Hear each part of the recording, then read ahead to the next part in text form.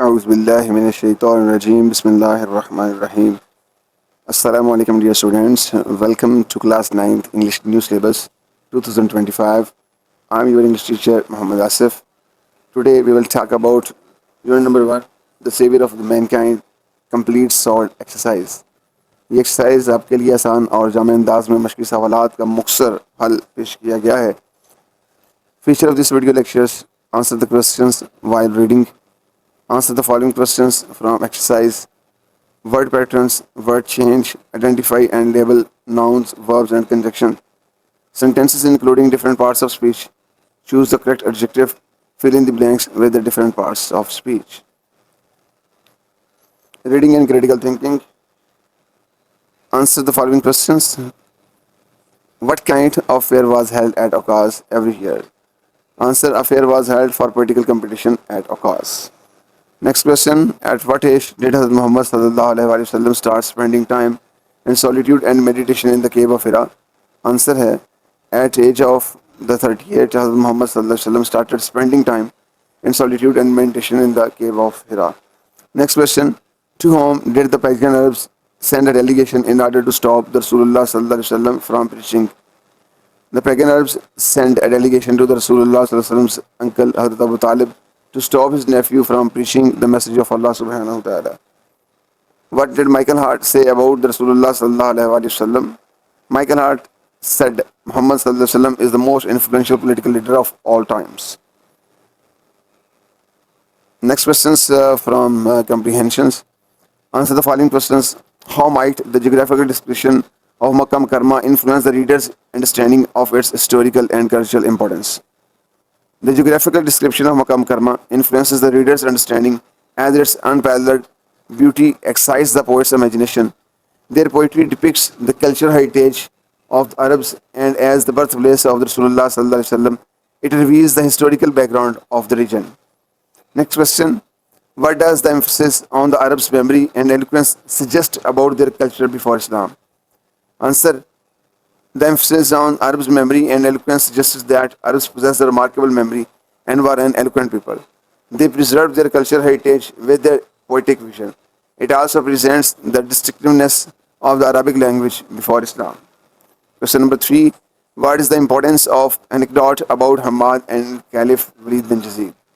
Answer: the anecdote is important to understand the remarkable memory and eloquence of the Arabs. It describes the richness and greatness of the Arabic language that found expression in their poetry.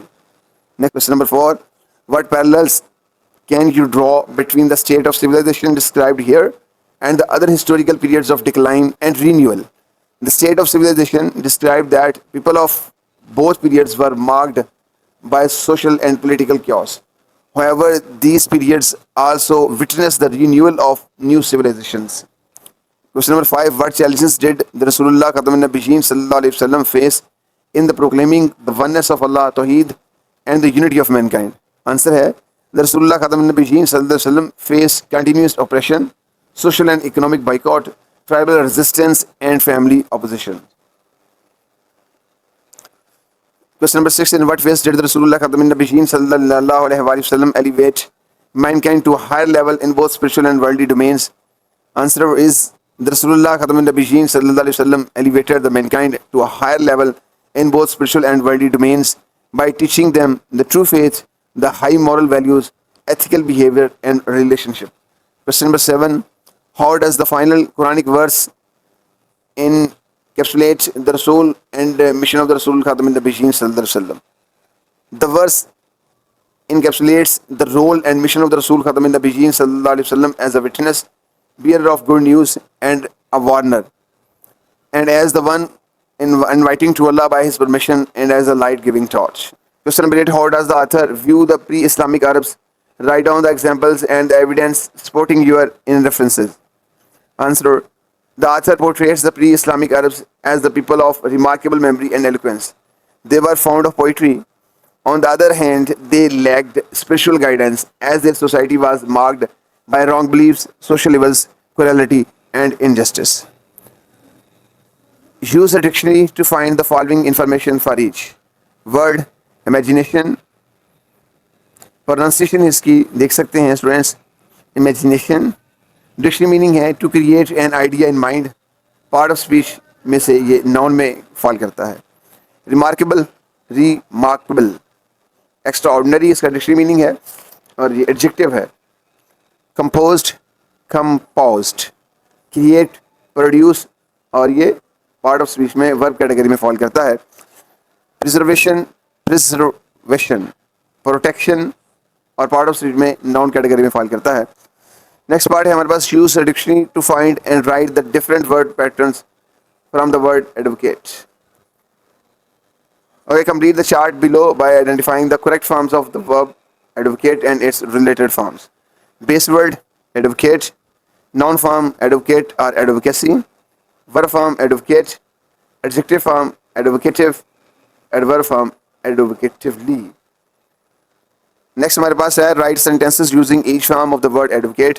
Ji dear students, कोशिश की गई है कि आसान से आसान sentences बनाए जाएं ताकि स्टूडेंट्स इनको अच्छे से लर्न कर सकें और इनको वो एक वर्ड को मुख्तलिफ वर्ड्स की फॉर्म में यूज़ करना सीख सकें। तो हमारे पास नाउन फॉर्म एडवोकेट की है, तो यहाँ पे हम जो है इसको एज अ नाउन डिस्कस कर रहे हैं।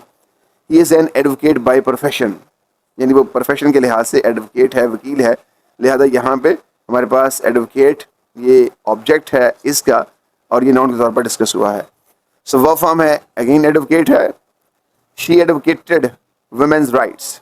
सो एडवोकेटेड हमने second form of verb use की है, एडवोकेटेड। एडजेक्टिव फॉर्म है इसकी advocative. His advocative approach impressed me much. So advocative approach, approach इसका नाउन है और इस अप्रोच नाउन का एडजेक्टिव है एडवोकेटिव। एडवर्ब फॉर्म है advocatively. She spoke advocatively in the meeting. Spoke advocatively, तो स्पोक हमारा वर्ब है और वर्ब को मॉडिफाई कर रहा है एडवोकेटिवली, लिहाजा ये एडवर्ब फॉर्म है। Next, identify label nouns, verbs and conjunctions in the given sentences. जी डियर स्टूडेंट्स, यहाँ पे नाउन्स के लिए हमने ग्रीन कलर यूज़ किया है, जबकि वर्ब के लिए ब्लू कलर और कंजक्शंस के लिए हमने रेड कलर यूज़ किया गया है। अगर किसी सेंटेंस में नाउन है तो उस वर्ड को हमने ग्रीन से, जबकि वर्ड को ब्लू से और कंजक्शन को रेड कलर से लिखा गया है। The quick brown fox jumps over the lazy frog. So fox and frog जो है ये दो नाउन है और जो नाउन कैटेगरी में फॉल करते हैं। Jumps first form of verb के साथ ऐसे इसका इजाफा किया गया है, लिहाजा जम्प्स जो है ये वर्ब है। नेक्स्ट एग्जांपल है after the storm the sky was clear and bright. So storm and sky ये दोनों नाउन है और नॉन फॉर्म कैटेगरी में फॉल करते हैं। वॉज वर्ब कैटेगरी में फॉल करता है और एंड जो है ये कंजक्शन है क्योंकि ये क्लियर एंड ब्राइट को आपस में जोड़ रहा है। नंबर 3 एग्जांपल है she quickly finished her homework before dinner. So आप देख सकते हैं होमवर्क एंड डिनर जो है ये ग्रीन कलर में है और ये नॉन कैटेगरी में फॉल करते हैं। फिनिश जो है ये सेकंड फॉर्म ऑफ वर्ब है। नेक्स्ट हमारे पास है wow that was an incredible match. So match जो है ये नाउन है और वॉज इसका जो है वर्ब है, इसमें कंजक्शन कोई यूज नहीं हुआ है। नंबर 5 एग्जांपल है because it was raining they decided to stay indoors.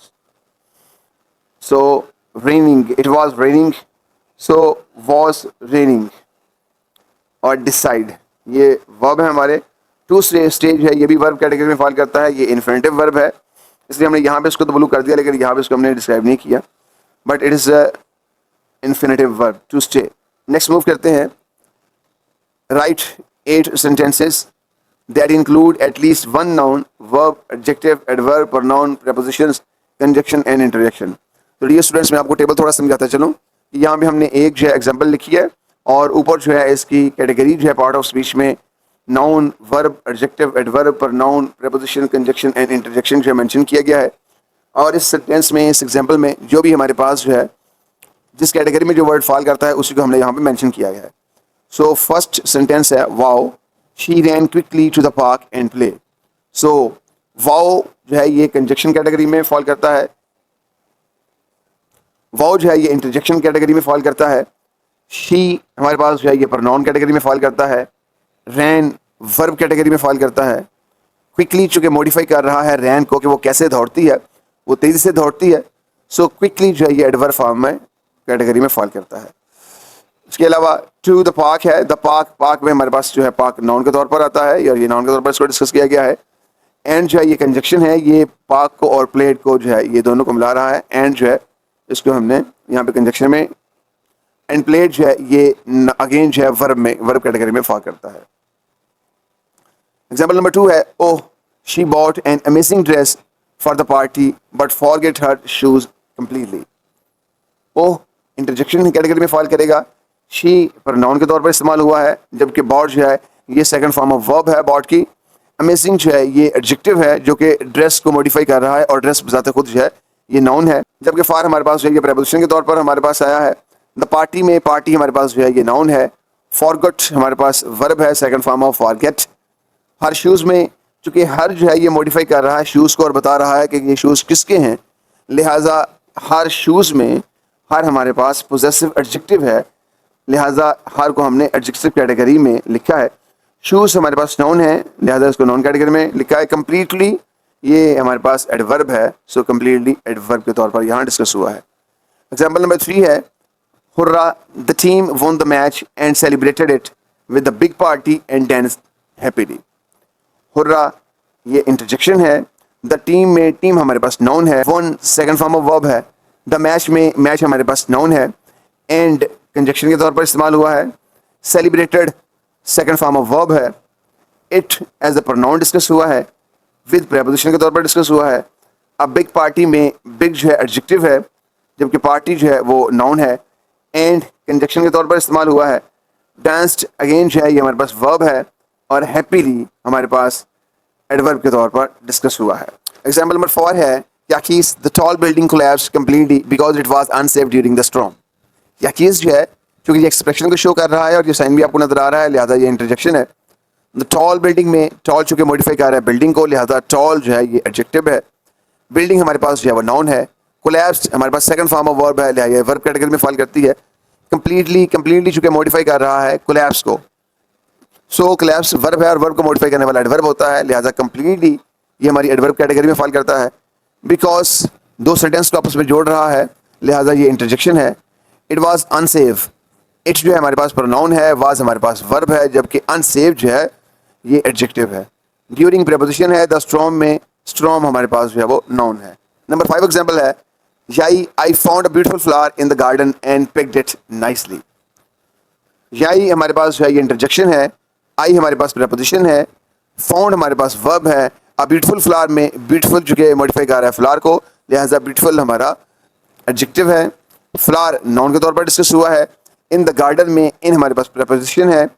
The garden में गार्डन नाउन के तौर पर डिस्कस हुआ है and garden and picked it nicely, लिहाजा इन दोनों को मिला रहा है। एंड तो एंड कंजक्शन के तौर पर इस्तेमाल हुआ है। पिक्ड वर्ब के तौर पर इस्तेमाल हुआ है। इट अगेन जो है ये हमारे पास प्रोनाउन है एंड नाइसली जो है ये एडवर्ब के तौर पर इस्तेमाल हुआ है। नंबर 6 सेंटेंस है, oh no she carefully placed the beautiful vase on the shelf because it was fragile. So oh no साइंस से हमें शो होता है ये इंटरजेक्शन है। She carefully place, so she यहाँ प्रोनाउन के तौर पर इस्तेमाल हुआ है। केयरफुली प्लेस्ड केयरफुली एडवर्ब के तौर पर इस्तेमाल हुआ है। प्लेस जो है सेकंड फॉर्म ऑफ वर्ब है। द ब्यूटीफुल वेस, ब्यूटीफुल वेस को चूंकि मॉडिफाई कर रहा है, वेस के बारे में मजीद इन्फॉर्मेशन दे रहा है, लिहाजा ब्यूटीफुल एडजेक्टिव के तौर पर इस्तेमाल हुआ है। वेस जो है एज अ नाउन है। ऑन द शेल्फ में ऑन हमारे पास प्रेपोजिशन है। द शेल्फ में शेल्फ हमारे पास नाउन के तौर पर इस्तेमाल हुआ है। बिकॉज चूंकि दो सेंटेंस को आपस में मिला रहा है, लिहाजा ये कंजक्शन है। बिकॉज चूंकि दो सेंटेंसेस को आपस में मिला रहा है, लिहाजा ये कंजक्शन के तौर पर इस्तेमाल हुआ है। इट वाज फ्रेजाइल में इट हमारे पास जो है ये प्रोनाउन है। वाज वर्ब कैटेगरी में फॉल करता है, जबकि फ्रेजाइल जो है ये एडजेक्टिव के तौर पर इस्तेमाल हुआ है।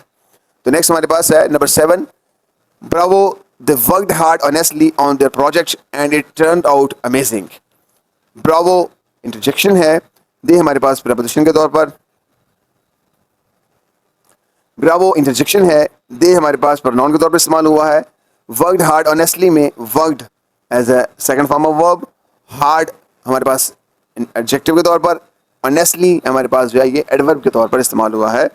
ऑन द प्रोजेक्ट में ऑन हमारे पास प्रेपोजिशन है। देयर हमारे पास चूंकि पॉजेसिवनेस को शो कर रहा है प्रोजेक्ट के बारे में, और प्रोजेक्ट चूंकि यहाँ पे नाउन के तौर पर और नाउन को मॉडिफाई करने वाला ये हमारे पास पोजेसिव एडजेक्टिव है, लिहाजा देयर एडजेक्टिव कैटेगरी में फॉल करता है। एंड हमारे पास जो है ये कंजक्शन में it turned out amazing, it हमारे पास जो है ये प्रोनाउन के तौर पर इस्तेमाल हुआ है। टर्न्ड आउट में टर्न्ड आउट हमारे पास जो है ये फ्रेजल वर्ब है, वर्ब कैटेगरी में फॉल करता है। एंड अमेजिंग जो है ये एडजेक्टिव कैटेगरी में फॉल करता है। नंबर 8 है, Wow, he always plays the piano in the concert, but his sister prefers the guitar. Wow, interjection है, he always plays the piano. ही हमारे पास प्रोनाउन की कैटेगरी में फॉल करता है, ऑलवेज एडवर्ब के तौर पर यूज हुआ है, प्लेस हमारे पास फर्स्ट फॉर्म ऑफ वर्ब के साथ इसका इजाफा है, द पियानो में पियानो हमारे पास है ये नाउन के तौर पर इस्तेमाल हुआ है, इन द कंसर्ट में इन प्रेपोजिशन है, जबकि द कंसर्ट में कंसर्ट हमारे पास नाउन के तौर पर इस्तेमाल हुआ है, but his sister but conjunction के तौर पर आया है, हिज सिस्टर हिज टू के मॉडिफाई कर रहा है सिस्टर को, सिस्टर के बारे में मजीद इंफॉर्मेशन दे रहा है, लिहाजा हिज भी यहाँ पोजेसिव एडजेक्टिव के तौर पर इस्तेमाल हुआ है, हिज एडजेक्टिव कैटेगरी में फॉल करेगा, जबकि सिस्टर नाउन कैटेगरी में फॉल करेगा। प्रेफर्स जो है ये फर्स्ट फॉर्म ऑफ वर्ब के साथ एस का एडिशन है, द गिटार में गिटार हमारे पास नाउन कैटेगरी में फॉल करता है। जी डियर स्टूडेंट्स, उम्मीद है कि आपको ये 8 सेंटेंसेस और इनके पार्ट ऑफ स्पीच अच्छे से समझ आए होंगे। अगर कहीं कोई प्रॉब्लम हो तो आप जो है कमेंट्स में अपनी प्रॉब्लम शेयर कर सकते हैं, इंशाल्लाह अज़ीज़ 100% उसको सॉल्व करने की कोशिश की जाएगी। तो नेक्स्ट बढ़ते हैं, choose the correct adjectives. Number 1 है Ishfaq Ahmad was a dash writer, so B part famous, so Ishfaq Ahmad was a famous writer. Number 2 example है this is very dash seminar, so this is a very informative seminar. Number 3 example है my mother becomes dash if I get home late, so answer है my mother becomes anxious if I get home late. It is dash to get the correct information from the university office. It is advisable to get the correct information from the university office. Next, who is dash for this chaos? The answer है who is responsible for this chaos. Fill in the blanks with the correct parts of speech as indicate in the preferences. तो जो brackets में हमारे पास जो है यहाँ पे preposition कहा गया है तो हमने preposition यहाँ पे फिट करनी है, verb कहा गया है यहाँ verb फिट करेंगे, interjection कहा गया है तो interjection, और एडजेक्टिव कहा गया है तो एडजेक्टिव, इसी तरह प्रोनाउन कहा गया है तो प्रोनाउन फिट करेंगे। तो फर्स्ट एग्जांपल है dear students, the cat is hiding dash the bed, answer है the cat is hiding under the bed. She dash her homework before dinner, she did her homework before dinner. Interjection है this is a beautiful dress, wow this is a beautiful dress. He is a very dash student, he is a very bright student. Pronoun यहाँ पे लगाना है went to the store, they went to the store। जी dear students, I hope कि आपको student number 1 की exercise बड़े अच्छे से समझ आई होगी, जिसमें हमने पार्ट ऑफ स्पीच को डिस्कस किया है। मज़ीद हमारी वीडियो देखने के लिए हमारे चैनल को सब्सक्राइब करें, वीडियो को लाइक करें। इंशाल्लाह अज़ीज़ हम अब नेक्स्ट यूनिट नंबर 2 की एक्सरसाइज आपके पास लेके आएंगे, तब तक इजाज़त दीजिए, फ़ी अमान अल्लाह।